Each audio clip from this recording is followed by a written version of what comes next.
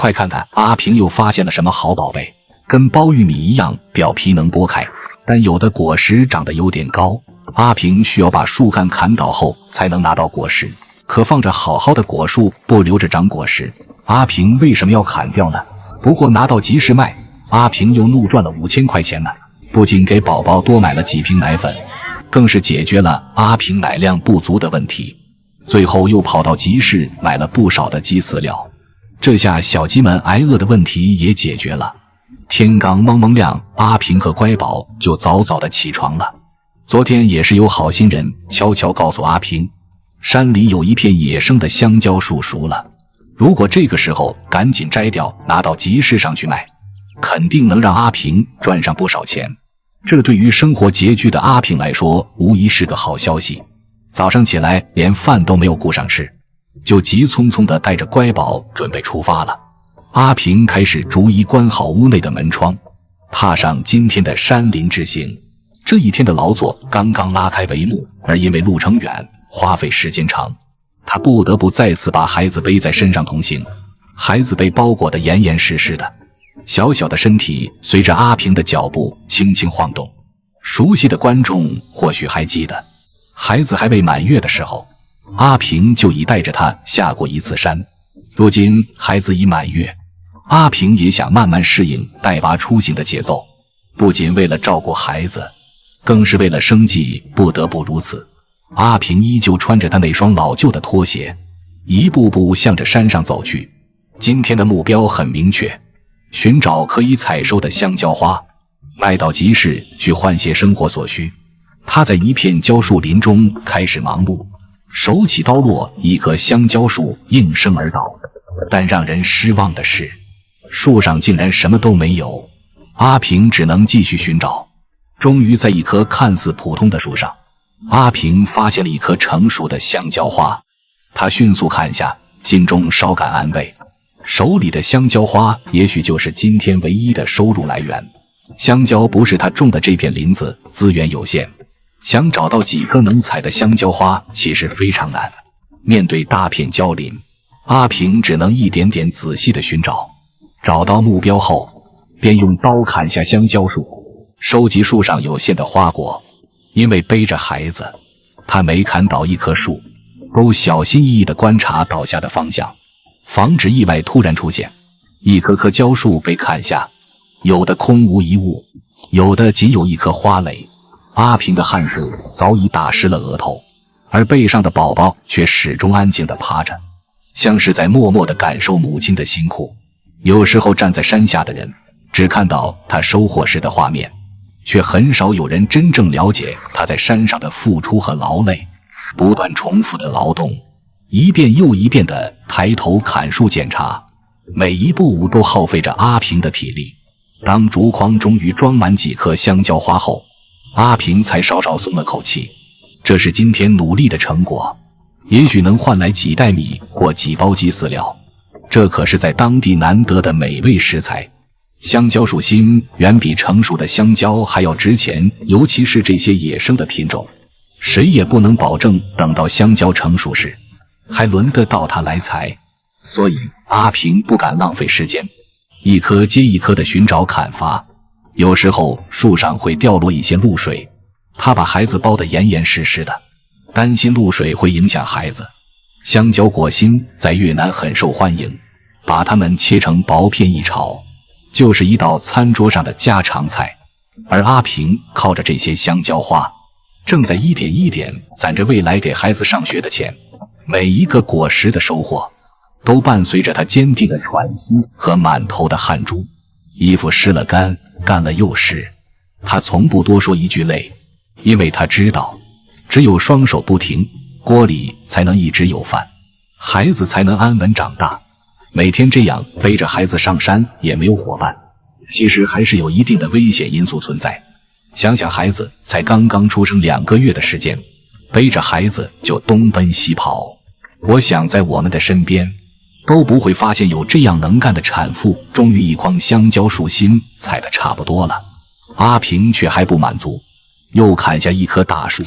這一次不是為了果心，而是為了那一汪天然的樹枝。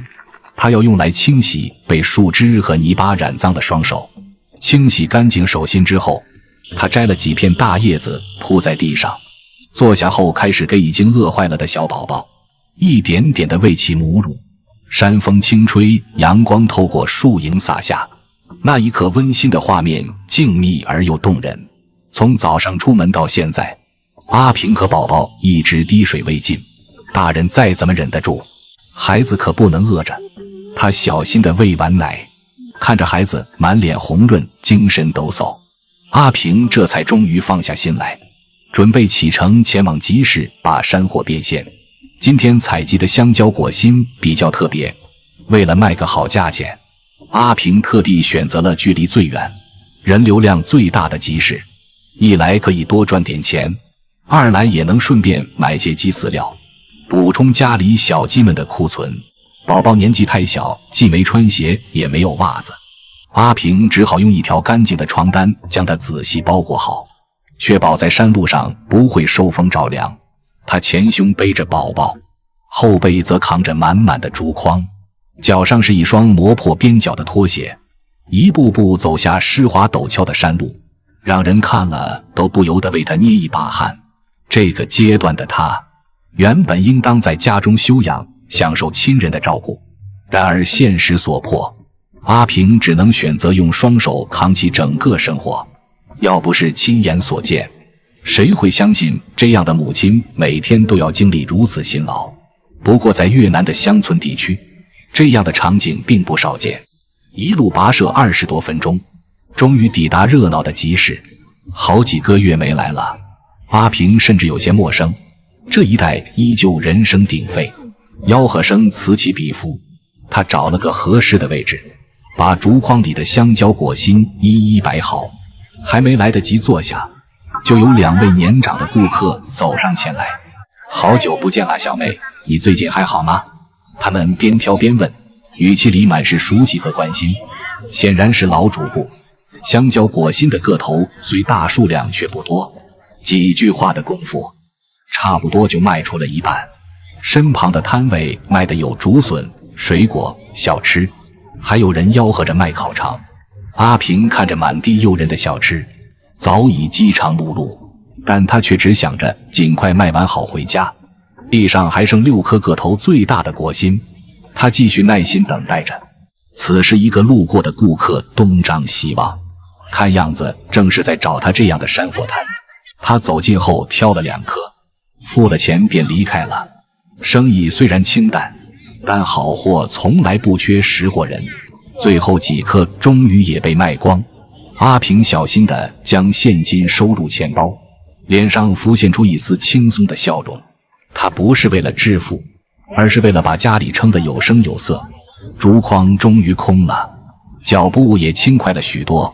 他徑直走向一家賣飼料的攤位，選了一整袋雞飼料，足足幾10斤，背起來連他自己都覺得吃力。剛刚賣完山貨，這又得扛着沉重的飼料往回走，體力上雖是極大的考驗，但他心裡卻是滿足的。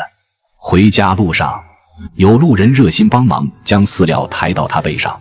他知道這趟路不輕鬆，一旦中途要休息，放下再背起來可不容易。今天他什麼都沒給自己買，卻毫不猶豫地為雞舍添滿了口糧，一切為了這個小家。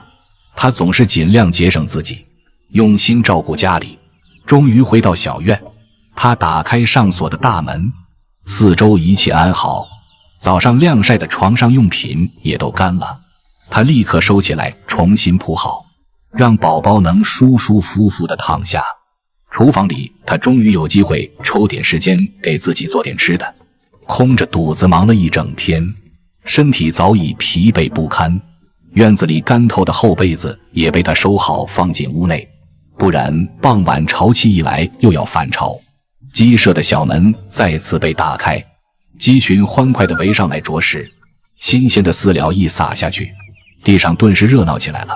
所有瑣事忙完後，阿平這才慢慢坐下來，給自己準備了一頓遲來的飯菜。對於我們來說，也許這樣的生活顯得辛苦又不可思議，但對阿平來說，正是這樣的日子讓他感到踏實與充實。忙碌是他抵禦孤獨的盔甲，也是生活最真實的模樣。在這片山林之間，阿平用自己的雙手撐起了一方天地，靠着一份堅持與勇敢，日復一日地活成了自己與孩子的英雄。他的故事或許平凡，但他的堅韌與柔情卻值得我們每一個人肅然起敬。